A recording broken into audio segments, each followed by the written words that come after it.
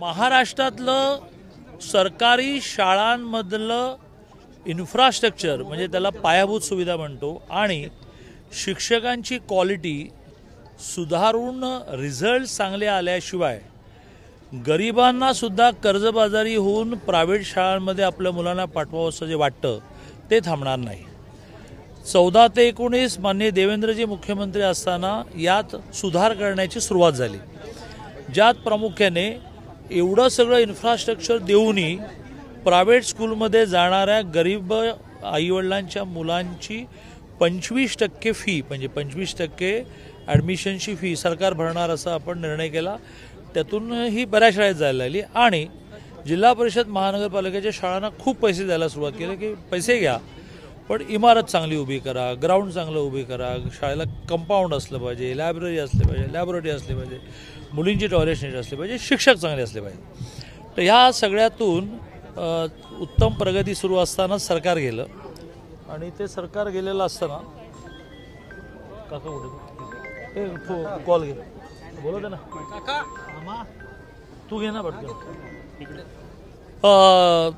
त्यामुळे खूप शाळांमध्ये सुविधा निर्माण झाल्या आणि त्या सुविधा निर्माण झाल्यामुळे जिल्हा परिषदेच्या आणि महानगरपालिका शाळांची विद्यार्थी संख्या वाढली। मध्ये ब्रेक लागला, नव्याने एकनाथजी मुख्यमंत्री झाले, पुन्हा हे सुरू झाली। मुख्यमंत्री माझी सुंदर शाळा या योजनेच्या अंतर्गत खूप शाळांना पैसे देणं सुरू आहे।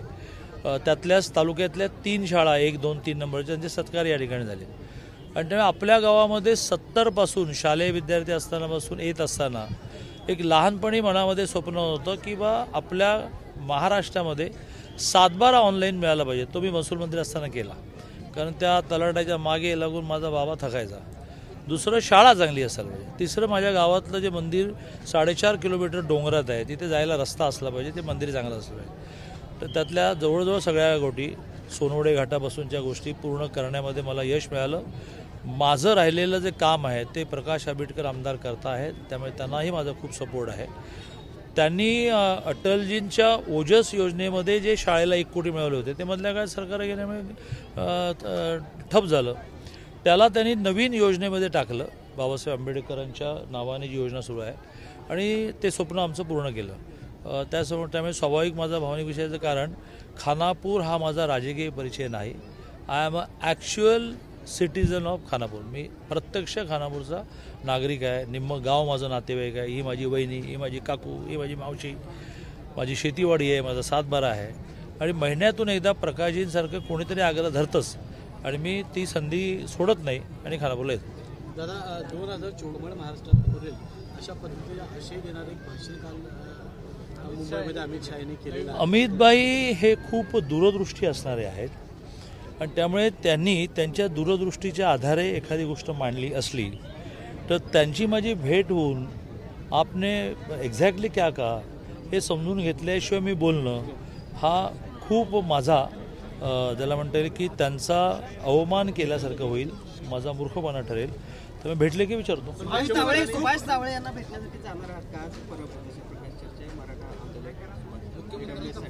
हो, मला मुख्यमंत्र्यांचा आणि आता उपमुख्यमंत्र्यांचाही फोन आला आणि फक्त माझे प्रवास इतके लागलेत ते बघून मी जातो। पंढरपूरलाही धनगर उपोषणात गेलो, बार्शीला राजाराऊच्या उपोषणाला गेलो, गेले 2 दिवस इकडे कनेरी मठात कार्यक्रम असूनही मुंबईत थांबून मराठा आरक्षणाच्या खूप बैठका केल्या, माजी न्यायाधीशांच्या केल्या। आता थोडं धर्मसंकट त्यांनी घातलं की तू सगळं कॅन्सल करून जा, जरा मी थोडा पुण्याला पूर्ण गाठायचं आहे, त्यातलं थोडा श्वास घेतो आणि ठरवतो। हां दादा, देवेंद्र भुयार जे अजित पवार गटाचे आमदार आहेत त्यांनी एक वादग्रस्त वक्तव्य महिलांबाबत केलेलं आहे, जी 1 नंबरची किंवा ज्या ह्या मुली असतात त्या नोकरदारांना मिळतात, नंतर जे असतात ते पानटपरीवाल्यांना आणि शेवट जो गाळ राहतो तो शेतकऱ्यांना मिळतो, अशा पद्धतीचं वक्तव्य। मला देवेंद्र भुयार काय म्हणाले माहीत नाहीत, तेही माझे चांगले मित्र आहेत, त्यामुळे मी त्यांना विचारून घेतो की बाबा तुम्ही काय म्हणालात आणि जर त्याचा अर्थ असा चुकीचा निघाला असेल तर तुम्ही महाराष्ट्रातल्या सगळ्या आमच्या माता भगिनींची दिलगिरी व्यक्त केली पाहिजे, पण मी हे समजून घेतो। ओके,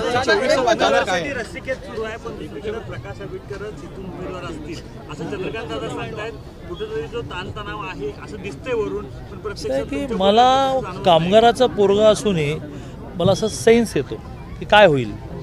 तर तो सेन्स हा आहे की किती मारामाऱ्या झाल्या तरी प्रत्येकाची सिटिंग सीट त्याला मिळणार ना. पक्षाला मिळणार, माणसालाही मिळणार.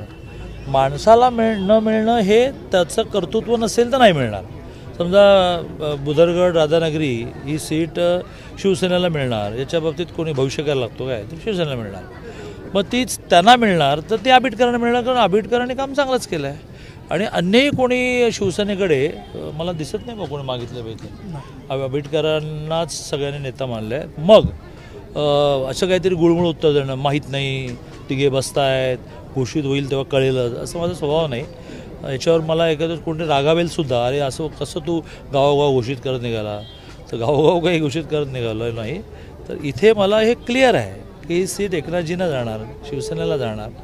त्यांचा आमदार आबिटकर हा खूप चांगला आबिटकर, जो अडचणीच्या काळात त्यांच्याबरोबर राहिला. त्याला आणि एकनाथजींचा स्वभाव मला माहिती आहे, त्या अडचणीच्या काळात जे बरोबर राहिले ते त्यांना कधी अंतर देत नाही. अमित शहानी जी भविष्यवाणी केली त्यावर अमित शहाना स्वप्नदोषाचा आजार झाला असं संजय राऊत. पुढे कोण म्हणाले तुम्ही सांगायचीच आवश्यकता नाही. महाराष्ट्रामध्ये परमेश्वरावरही बोलणं, महापुरुषांवरही बोलणं आणि महान नेत्यांवरही बोलणं याचं धाडस म्हणा, याचा एका अर्थाने उपमर्द करण्याचा स्वभाव जो आहे, उपमर्द म्हणून आपण त्याला, किंवा अमितभाईंचं कर्तृत्व काय, त्यांची मेहनत काय, 370 कलम रद्द केलं यासाठी सुद्धा त्यांना आपण रोज नमस्कार केला पाहिजे. पण अशांना टोकणे हे फक्त संजय राऊतच करू शकतो. माहीत नाही, ते सतीश पाटलांना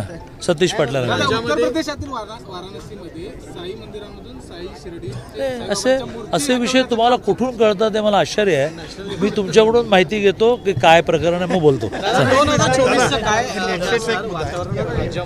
2024 मध्ये तिन्ही पक्षाच्या मिळून 170च्या खाली जागा येणार नाही, त्याच्यावरच जाईल. मुख्यमंत्री माझी लाडकी बहीण, मुख्यमंत्री माझा लाडका भाऊ, म्हणजे ती 10 लाख लोकांना अप्रेंटिसशिप आली, मुलींचं सगळं शिक्षण मोफत, 3 गॅस सिलेंडर, 10,000 पिंक रिक्षा, 7.5 हॉर्स पॉवरची वीज माफ. म्हणजे मला दम लागतो कधी कधी योजना म्हणताना. तर त्या आणि त्या सगळ्या तीर्थक्षेत्र गेली, पहिली ट्रेन अयोध्येला गेली. यानंतर लोक मतं महायुतीला न देण्या इतके ते असे उपकाराची भावना मनात न ठेवणारे नाही आहेत, विरोधी पक्षांसारखे, की ज्यांना उपकाराची भावना न ठेवता आल्यामुळे ही महाराष्ट्राची अवनत स्थिती आली, की त्यांनी भावना ठेवली असती तर 19ला सरकार बनलं असतं आणि महाराष्ट्राच्या जनतेचं नुकसान झालं नसतं.